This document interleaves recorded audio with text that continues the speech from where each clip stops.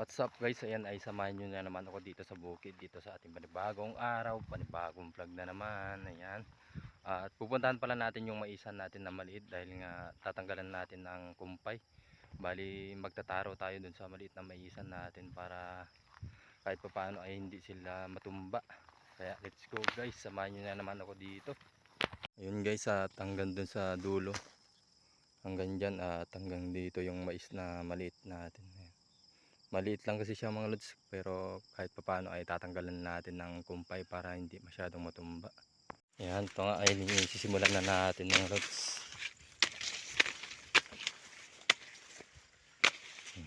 At hanggang dyan lang mga lods, at dito lang din. Maliit lang talaga siya. Kaya na nga mga lods, at malinis ng tignan tong natapos natin, pero tatapusin pa natin to. At ayan na mga lods, at tapos na rin natin dito sa baba, at papunta naman tayo dun sa taas. Yun nga mga lods, habang papunta tayo dun sa taas ng ating maisan ay may napupulot pala tayong mais. Ayan. At ayan pa. Ayan tuloy yung napulot natin papunta dito sa taas ng maisan natin. Ayan. Ayan na nga mga lods, at nandito na tayo at sisimulan na naman natin tong pagtataro dito sa taas para mamaya ay magpupulot na naman tayo ng mais, pang extra income na rin.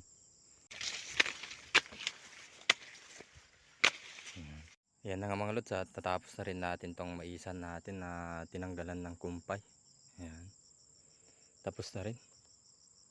At magpupulot na tayo ng mais syempre. Ayan mga lods, padami yung nahulog sa harvester. Ayan.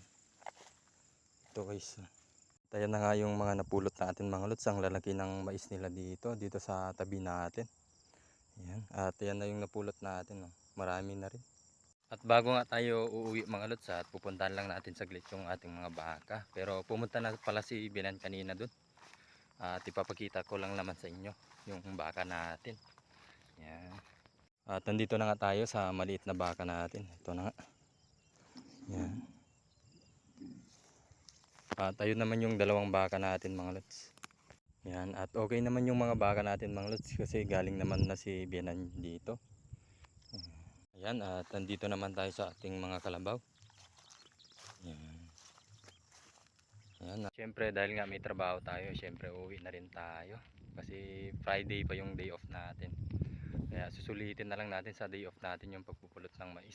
Kaya ayan ay lubos na naman ako nagpapasalamat sa inyo mga lods, at God bless po sa inyong lahat. Bye bye.